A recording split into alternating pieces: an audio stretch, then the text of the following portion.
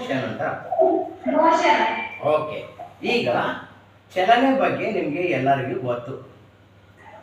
ಚಲನೆ ಬಗ್ಗೆ ನಿಮ್ಗೆ ಗೊತ್ತು. ಚಲನೆ ಅನ್ನೋ ಶಬ್ದ ಹೊಸದ ಅಥವಾ ಹಳಿದ? ನಾವು ಕೇಳಿದ್ವಾ ಈ ಮೊದಲು? ಕೇಳಿದ್ರಲ್ವಾ? ಹಾಗಾದ್ರೆ ನಾವು ಚಲನೆ ಬಗ್ಗೆ ಯಾಕೆ ಅಧ್ಯಯನ ಮಾಡ್ಬೇಕು ಸರ್? ನಾವು ಚಲಿಸ್ತೀವಿ, ನಮ್ಗೆ ಗೊತ್ತಿದೆ ಒಂದು ವಸ್ತು ಇನ್ನೊಂದು ಸ್ಥಾನದಿಂದ ಇನ್ನೊಂದು ಸ್ಥಾನಕ್ಕೆ ಹೋಯ್ತಂದ್ರೆ ಅಥವಾ ಅದರ ಸ್ಥಾನದಲ್ಲಿ ಬದಲಾವಣೆ ಆಯ್ತು ಅಂದ್ರೆ ಅದಕ್ಕೆ ಚಲನೆ ಅಂತ ಕರಿತೀವಿ ಅಂತ ಹೇಳಿದ್ವಿ. ಬಟ್ ಇದ್ರ ಬಗ್ಗೆ ಯಾಕೆ ಅಧ್ಯಯನ ಮಾಡಬೇಕು? ಚಲನೆ ಅನ್ನೋದು ಏನೈತಲ್ಲ ಅದು ಬಹಳ ವಿಶಾಲವಾದ ಒಂದು ಅರ್ಥವನ್ನು ಹೊಂದಿರೋದು. ಹಾಗಾಗಿ ಏನು ಮಾಡಿದ್ವಿ ನಾವು ಫಿಸಿಕ್ಸ್ ಅಲ್ಲಿ ಚಲನೆಗೆ ಸಂಬಂಧಪಟ್ಟಿರ್ತಕ್ಕಂತಹ ಪರಿಕಲ್ಪನೆಗಳನ್ನು ಅಧ್ಯಯನ ಮಾಡಲಿಕ್ಕೆ ಈ ಪಾಠವನ್ನು ಕೊಟ್ಟಿದ್ದೀವಿ. ಈ ಪಾಠವನ್ನು ನಾವು ಕಲಿತಾ ಇದ್ದೀವಿ.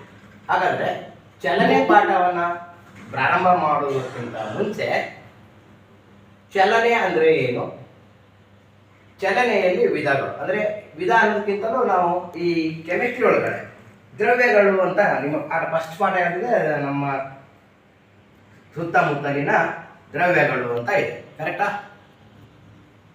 ಕರೆಕ್ಟ್ ಅಲ್ವಾ?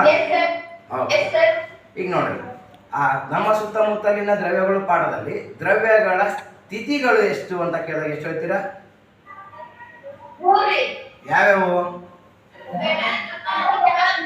Very good. ಇಲ್ಲಿ ನೋಡ್ರಿ ಏನೇನು ಹೇಳಿದ್ವಿ ನಾವು? ಏನೇನು ಹೇಳಿದ್ವಿ? ಘನ, ಎರಡನೇದು ದ್ರವ, ಅನಿಲ. ಯಾವುದು? ಅನಿಲ. ಮೂರನೇದು ಯಾವುದು? ಮೂರನೇದು ಅನಿಲ. ಅನಿಲ ವಸ್ತುಗಳು ಅಂತ ಹೇಳಿದ್ರಿ. ಮೂರೇ ಇದಾವ?